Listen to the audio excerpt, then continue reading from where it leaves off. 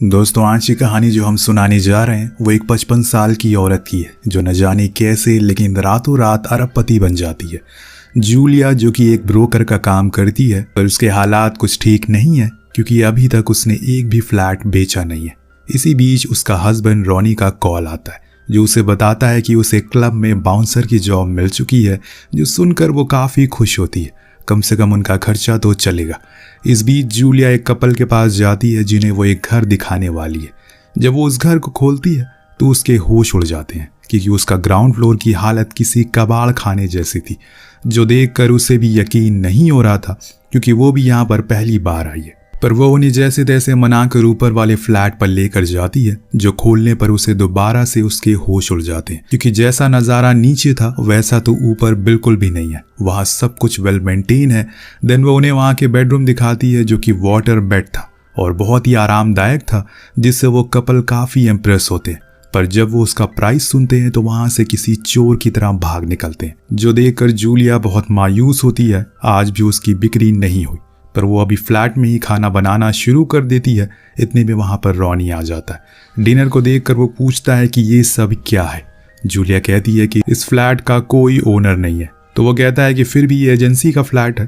पर जूलिया अभी इसी में रहना चाहती है, उसने रहने का मन बना लिया है। जब तक ये बिक नहीं जाता, रॉनी भी थोड़ी देर में इस चीज़ के लिए मान जाता है क्योंकि ये घर उसे भी पसंद आ गया था, खासकर वो वाटर बेड। लेकिन तभी हम देखते हैं कि कोई उन पर नज़र रखे हुए और उसने बहुत ही अजीब तरह के मास्क पहना हुआ है। इतने में उन दोनों के ऊपर सीलिंग से कुछ कॉकरोच गिरना शुरू हो जाते हैं, जो देखकर रॉनी घबरा जाता और वहाँ से उठकर लिविंग रूम में आ जाता है। जूलिया भी उसके पीछे पीछे चली जाती है। अब सुबह डोरबेल बजती है और उसे लगता है कि कोई न्यू क्लाइंट आया होगा। वो फ़ौरन रॉनी को बालकनी में भेज देती है जहाँ वो बेचारा भीगता रहता है। यहाँ जूलिया उस कपल को वो घर दिखाती है, पर जब वो लोग उसके बेडरूम को देखते हैं तो उनके होश उड़ जाते हैं क्योंकि छत से पानी बार बार टपके जा रहा है। जूलिया उन्हें बहुत समझाती है कि मैं इसको ठीक करवा दूंगी, पर वो चले जाते हैं। अब यहाँ जूलिया कुछ वर्कर को बुलाकर उस सीलिंग को ठीक कराती है जिसके लिए उन्हें ऊपर वाले फ्लोर पर जाना होगा, पर वहाँ का गेट खुलता ही नहीं। शोर शराबे को सुनकर वहाँ पर और भी बिल्डिंग वाले इकट्ठा हो जाते हैं, जो कहते हैं कि डोरबेल बजाने का कोई फ़ायदा नहीं है। ये बंदा कभी भी गेट नहीं खोलता, चाहे कितना भी चीखो चिल्लाओ। वो वर्कर गेट को तोड़ने का फैसला करते हैं और जब अंदर जाते हैं तो वहाँ पर सिर्फ कचरा ही कचरा पड़ा हुआ था चारों ओर, जो देखकर उन्हें तो यकीन ही नहीं हो रहा था कि कोई आदमी इस कचरे में भी कैसे रह सकता है। इस बीच उन्हें किसी की आवाज़ आती है तो साइड वाले रूम में वो जाते हैं और देखते हैं कि वहाँ पर टीवी चल रही है। वहीं उस आदमी की लाश पड़ी हुई है जो कि सड़ चुकी है, जिसको जूलिया छुप कर देखती है और उसे वहीं उल्टियाँ शुरू हो जाती है। अब वो लोग उस लाश को बाहर लेकर आते हैं, जिस दौरान उस आदमी का पर्स वहीं गिर जाता है, जिसको जूलिया देख लेती है लेकिन किसी को कुछ उसके बारे में बताती नहीं है। जब वो लोग लाश को लेकर चले जाते हैं तो चुपके से उस पर्स को उठा लेती है और अपने फ्लैट पर लेकर जाती है। उसे चेक करती है जिसके अंदर उसे एक क्रॉसवर्ड मिलता है, जो क्या था उसे भी समझ नहीं आता, इसीलिए वो उसे फेंक देती है। इसके अलावा उसके अंदर एक उसे हार्ड करेंसी मिलती है जिसको वो अपने पास रख लेती है। तब उसके दिमाग में ख्याल आता है कि आखिर इस बिल्डिंग में रहने वाले लोग उस फ्लैट में जाने के लिए इतने उतावले क्यों हो रहे थे। वो तो सालों से यहीं रह रहे होंगे, उन्हें क्या पता नहीं होगा कि इसके अंदर कौन रहता है। इतने में टीवी पर एक ऐड आती है जिसके अंदर वही सेम टाइल दिखाई जा रही थी जो कि उस फ्लैट में लगी थी। उसे देखकर उसके दिमाग की बत्ती खुलती है और फिर से वो उस क्रॉसवर्ड को उठाती है और सोच में पड़ जाती है कि ज़रूर कुछ तो है उस फ्लैट में जिसके लिए छुपके जिसे वो मिस कर रही है। अब वो फ्लैट में छुपके से अंदर जाती और वहाँ पर उन टाइल्स पर उस क्रॉसवर्ड के हिसाब से चलना शुरू करती है, पर बीच में एक टाइल थी जो कि गायब थी और जब वो नीचे देखती है तो वहाँ की टाइल उखड़ी पड़ी थी, जिसको हटाने पर उसके अंदर उसे एक चेम्बर मिलता है। अब उसे अंदर हाथ डालने में अजीब लग रहा था, पर उसे जानना था कि आखिर इसके अंदर है क्या। वो बड़ी हिम्मत करके हाथ अंदर डालती है तो उसे अंदर कुछ पॉलीथीन मिलती है जिस पर कॉकरोच चिपके हुए थे। पर जब वो उन पॉलीथीन्स को खोलती है तो उसमें उसके नोटों की गड्डियाँ मिलती है और ये बैग बस एक नहीं था बल्कि कई सारे थे। हर किसी में यही सेम हाल था, जिसे देखकर उसके होश उड़ जाते हैं और वो पूरी तरह से शॉक थी। वहीं नीचे हम एक आदमी को देखते हैं जो कि जूलिया के फ्लैट की बेल बजाया जा रहा था, पर इतने में उसकी वाइफ आकर पूछती है कि वो यहाँ क्या कर रहा है। तो वो कहता है कि मुझे इस औरत से बात करना है, पर जब वो लेडी उसके हाथ में चाकू देखती है तो उसे अंदर आने को कहती है। इतने में उन्हें सीढ़ियों से किसी के नीचे उतरने की आवाज़ आती है। वो दोनों फौरन अंदर भागते हैं। दरअसल वो कोई और नहीं बल्कि जूलिया ही थी, जो कि उन बैग्स को लेकर नीचे आ रही थी। शुक्र है कि रात का समय हो रहा है, इसीलिए उसे कोई देखता नहीं है। वो धीरे से घर के अंदर आ जाती है और जब उन सभी बैग्स को खोलती है तो उसके अंदर हज़ारों की तादाद में पैसों की गड्डी निकलती है, जो कि मिलियंस ऑफ डॉलर थे, जिन्हें एक अकेले इंसान का गिन पाना बहुत ही मुश्किल था, पर जूलिया के लिए किसी वरदान से कम नहीं है। उसके हाथ पैर कांप रहे हैं। इतने में रॉनी भी आ जाता है, जिसके चेहरे पर चोटों के निशान थे। उसे देखकर जूलिया पूछती है कि क्या उसे किसी ने मारा है या फिर उन्होंने उसे जॉब से निकाल दिया। वो कहता है कि मैंने कुछ बच्चों को क्लब में जाने से मना किया, उसके डैड ने आकर मुझे बहुत ही मारा और अब मैंने वो जॉब छोड़ दी है।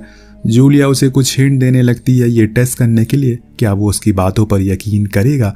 वो उसे पूछती है कि सोचो अगर हमारे पास एक विला हो जिसके बाहर एक कार खड़ी हो।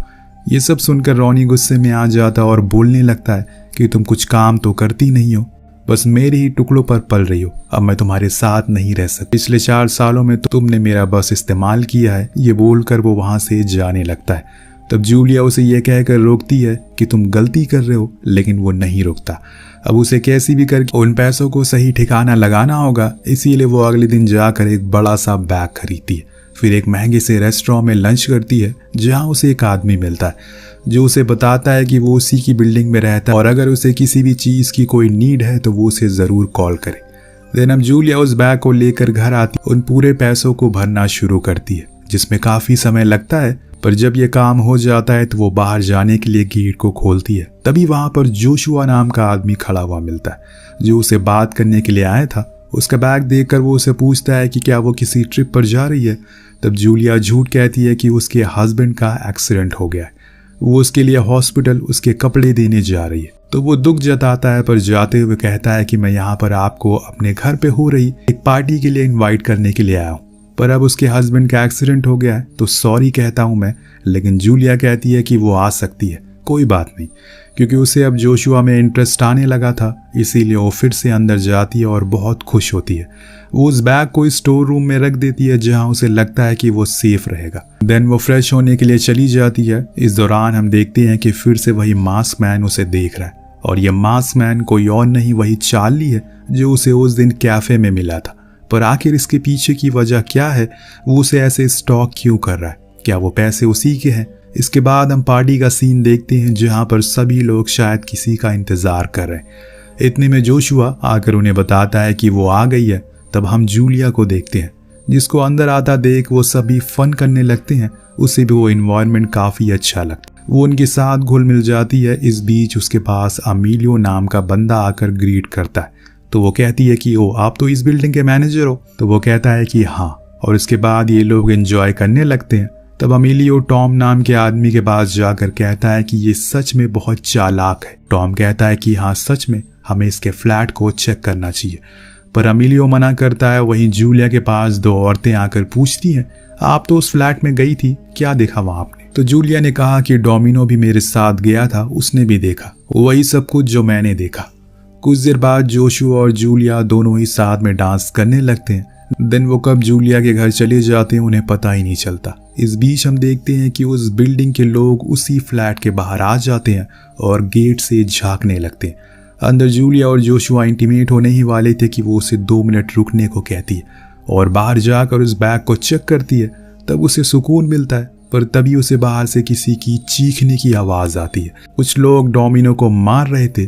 इतने में जोशुआ आ जाता और उसे अंदर ले जाते, जिसके कुछ ही देर बाद हम देखते हैं कि वहां पर बिल्डिंग के सभी लोग पहुंच गए, जो देखकर जूलिया गुस्से में आ जाती है और उन सभी को बाहर जाने को कहती है और साथ में जोशुआ को भी। इसके बाद वो फिर से उस बैग को चेक करती है जो कि वहीं पर था। अभी के समय उसके लिए इस बैग की कीमत और इम्पोर्टेंस बहुत ही ज्यादा है, लेकिन अब उसे डर सता रहा है कि कहीं वो इस बैग को खो न दे। इसीलिए वो उस बैग को लेकर जाने लगती है कि तभी लिफ्ट में डोमिनो आ जाता है, जिसके चेहरे पर चोट को देखकर जूलिया पूछती है ये सब क्या है। वो बताता है कि उन्होंने तो मुझे बहुत मारा क्योंकि तुमने मेरा नाम लिया था कि मैं भी तुम्हारे साथ उस फ्लैट में गया था। उन्हें पता चल गया है कि तुम्हारे पास सब पैसे हैं और वो सभी तुम्हारा नीचे इंतजार कर रहे हैं। ताकि तुम्हें और मुझे मार कर इन पैसों को ले ले। तो जूलिया पूछती है कि तुम लोगों को ये सब कैसे पता कि वहाँ पैसे हैं। डोमिनो बताता है कि असल में हम सभी ने उस फ्लैट में बहुत पहले से नज़र रखी हुई है। एक दिन उसमें बैंक से 2 लोग आए जिनके पास बहुत सारे पैसे थे। वो तकरीबन $300 मिलियन थे, जिन्हें मैंने खुद गिने थे एक आदमी के साथ बैठकर। उस दिन के बाद से हम सभी ने डिसाइड किया कि जब वो कभी भी घर से बाहर जाएगा तो हम उसके पैसों को चुरा लेंगे और आधा आधा कर लेंगे। पर उस दिन के बाद से कभी भी वो आदमी घर से बाहर निकला ही नहीं और एक दिन वो मर गया। तुम पहली थी जो उस बंद घर में पहली बार गई, इसीलिए अब सभी तुम्हारे पीछे पड़े हैं और अभी के अभी लिफ्ट से बाहर निकलो। लेकिन दोस्तों, वो लिफ्ट बीच में ही रुकती है, इसीलिए वो सबसे पहले जूलिया को बाहर निकालता है, जो कि उस बैग को लेकर बाहर आ जाती है। फिर डोमिनो को निकालने की कोशिश करती है, लेकिन अफसोस कि वो फंस चुका था। इसी दौरान पास वाले फ्लैट से अंजेलिना नाम की औरत बाहर आती है। तब जूलिया उसकी ओर चाकू दिखा कर कहती है, खबरदार इस बैग के पास भी आने की कोशिश करी। इतने में दोस्तों लिफ्ट की केबल टूट जाती और वो सीधा नीचे जाती, जिसमें डोमिनो का आधा शरीर ऊपर रह जाता है और आधा नीचे, जिससे उसकी वहीं मौत हो जाती है। जो देखकर दोनों ही घबरा जाते हैं, पर इतने में वहां पर कुछ लोग की आने की आवाज़ आती है। इसीलिए जूलिया एंजेलिना को बंदी बनाकर उसके ही घर में ले जाती है। उसके गले पर चाकू रखकर चुप रहने को बोलती है। इतने में वो दरवाजे से देखती है तो ऊपर से कुछ लोग नीचे जा रहे थे।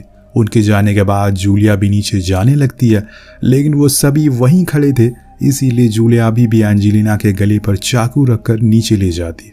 इतने में वहां पर पुलिस आ गई थी, जिसको मैनेजर ने बुलाया था डोमिनो की मौत के कारण। इस बीच जूलिया धीरे से वहां से जाने लगती है, पर तभी मैनेजर उसकी ओर उंगली करके कहता है यही है जिसने उसको आखिरी बार जिंदा देखा था। पुलिस कहती है कि उसे पुलिस स्टेशन चलना होगा, पर जूलिया उन्हें झूठ कहती है कि उसकी फ्लाइट है, लेकिन वो उसे बिना बयान दिए जाने नहीं दे सकते, इसीलिए वो उन्हें अपने फ्लैट पर लेकर जाती है और वहां बताती है कि असल में ये लोग उसे मारना चाहते हैं, क्योंकि मेरे पास ये फ्लैट है जो कि उन्हें चाहिए, इसीलिए मुझे प्रोटेक्शन चाहिए। उन्हें भी जूलिया की बातों पर यकीन हो जाता है और वो उसे नीचे अपने साथ लेकर जाते हैं, जो देखकर सभी बिल्डिंग वाले सोच में पड़ जाते हैं कि अब इसे कैसे रोका जाए। तभी मैनेजर आवाज लगाकर कहता है कि जूलिया तुम गेट बंद करना भूल गई अपने फ्लैट का। वो ऊपर जाती है और इसी दौरान नीचे पुलिस वालों के पास आकर कहता है वो आपको नीचे आपका साथी बुला रहा है। वो चले जाते हैं और इसी का फायदा उठाकर मैनेजर जूलिया का मुंह पकड़कर उसी के फ्लैट में ले जाता है और बहुत मारता है। उसे फ्लैट में ले जाता है और बहुत मारता है। इस दौरान वो उसे बताता है कि तुमने आकर हम सभी की उम्मीदों और सपनों पर पानी फेर दिया। तुम्हें पता भी है हमने कितने दिनों से इन पैसों का इंतजार किया। हम सब इसको आपस में बांटने वाले थे, क्योंकि इस बिल्डिंग में रहने वाले सभी एक परिवार वाले हैं। उन सभी के साथ कोई ना कोई दिक्कतें हैं, लेकिन तुम अकेले इन पैसों को हड़पना चाहती हो। ये कहकर वो उसे फिर से मारता है, पर जूलिया वहां से भागकर बाथरूम में आ जाती है, जहां अमीलियो जैसे ही आता है स्लिप हो जाता है, जिसके कारण उसका सर फट जाता है और ये सब चार्ली भी देख लेता है। पर जब कुछ देर बीत जाते हैं तो जूलिया नोटिस करती है कि अभी भी अमीलियो मरा नहीं है, इसीलिए वो फौरन चाकू लेकर आती है और इतने में उसे डोर पर जोशुआ मिलता है, जो उसे कहता है कि अमीलिया को बाहर भेजो, हम सभी उसका इंतजार कर रहे हैं। वो उसे ऑफर भी देता है कि चलो हम दोनों इन पैसों को लेकर निकल जाते हैं, किसी को कुछ पता नहीं लगेगा। जूलिया को भी यकीन था उसकी बातों पर, क्योंकि वो उसे पसंद करती है। इतने में हम देखते हैं कि अमीलिया रेंगते हुए वहां आ गया है। तब जूलिया फिर से बाहर देखती है तो उसे पता चलता है कि असल में जोशुआ झूठ कह रहा है। वहां पर तो सभी लोग उसे मारकर पैसे छीनने के लिए खड़े हैं। इतने में पीछे से अमीलिया उसका पैर पकड़कर गिरा देता है। तब जूलिया उसके सर पर लैंप मारकर उसे बेहोश कर देती है और खुद वहां से भागकर बालकनी में आ जाती है। उसे लग रहा था कि अगर वो वहां से चिल्लाकर किसी से मदद मांगेगी तो कोई कर देगा, लेकिन वहां कोई भी उसकी आवाज नहीं सुनता। वो किसी भी तरह करके उस बैग को ऊपर वाले फ्लोर पर फेंकती है और फिर खुद भी वहां तक पहुंचती है। अब दोस्तों, ये जगह वही फ्लैट थी जहां से उसे ये पैसे मिले थे, लेकिन उन लोगों को पता चल गया था कि जूलिया ऊपर है और इसीलिए वो सभी उस फ्लैट के बाहर आ गए थे। उस टूटे हुए गेट को जूलिया जैसे तैसे करके बंद तो कर देती है, लेकिन अब उसे एहसास हो चुका था कि ये लोग उसे मार देंगे। सब कुछ तो उन्होंने तोड़ दिया था। इतने में उसे रूम की टूटी हुई सीलिंग से चार्ली की आवाज आती है। वो कहता है कि ऊपर आ जाओ, मैं तुम्हें बचा लूंगा। वो उसे हाथ पकड़ने को कहता है, जिसके जरिए वो उसे ऊपर की ओर खींच लेता है। दिन दोनों टेरिस की ओर जाने लगते हैं, पर ऊपर जाने से पहले चार्ली उस बैग की सेम उसी तरह दिखने वाली बैग को अदला बदली कर देता है और फिर ऊपर जाकर जूलिया से कहता है कि तुम यहाँ से भाग जाओ, मैं इन लोगों को डिस्ट्रैक्ट कर दूंगा। तो वो कहती है कि वो सभी तुम्हें मार देंगे, लेकिन चार्ली का कहना था कि वो सभी मुझे पागल समझते हैं, इसीलिए सीरियस नहीं लेंगे। कुछ ही देर में वहाँ सभी लोग आ जाते हैं जिनके सामने चार्ली खड़ा था। वो उनसे कहता है कि अब मैं आप सभी का सामना करूंगा, जो सुनकर जोशुआ उसे बहुत मारता है। तभी उनकी नज़र जूलिया पर पड़ती है, जो कि वहाँ से भागकर दूसरी बिल्डिंग पर चली गई थी। जोशुआ भी उसका पीछा करता है और उसके पीछे अलीनो। दोनों ही जूलिया के पीछे थे, लेकिन बीच में जाने पर अलीनो जोशुआ को मारने लगता है, ये कहते हुए कि वो पैसे मेरे हैं, जिस चक्कर में जोशुआ ऊपर से गिरता है और यहाँ पर उसकी मौत हो जाती है बहुत ही बेरहमी से। पर किसी को कुछ भी फर्क नहीं पड़ा। अलीनो अभी भी जूलिया के पीछे ही था और साथ में वो सभी लोग भी। इतने में वो एक लेडी से कहता है कि उसको शूट कर दो, देखो ऊपर है वो। और दोस्तों उसका निशाना इतना खराब होता है कि वो उसको शूट करने के बजाय अलीनो को ही गोली मार देती है, जिससे कि सभी लोग लोलिया को कोसने लगते हैं। उसकी वजह से वो मारा गया, पर अब लोलिया को किसी भी हाल में उसे पकड़ना है, इसीलिए वो उसका पीछे भागती है। अब टॉप पर पहुंच जाती है जहां पर जूलिया भी थी, जिससे वो कहती है कि तुम भी हमारी तरह ही निकली, इन पैसों के लिए खुद की जान देने पर उतारू हो गई। जो सुनकर जूलिया को बुरा लगता है। वो उस बैग को उसके ऊपर फेंकती है, जिसको संभालने के चक्कर में वो जाकर सीधा नीचे गिरती है और वहीं उसकी मौत हो जाती है।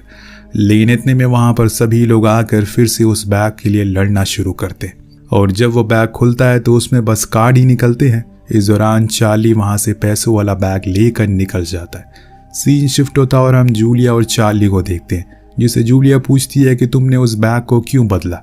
वो कहता है कि मैं तुम्हारी मदद करना चाहता था, उन लोगों को ये भी बताना चाहता था कि मैं पागल नहीं हूँ। अब दोनों उन पैसों को बांट कर करोड़पति बन जाते हैं और कहानी इसी दृश्य के साथ खत्म हो जाती है।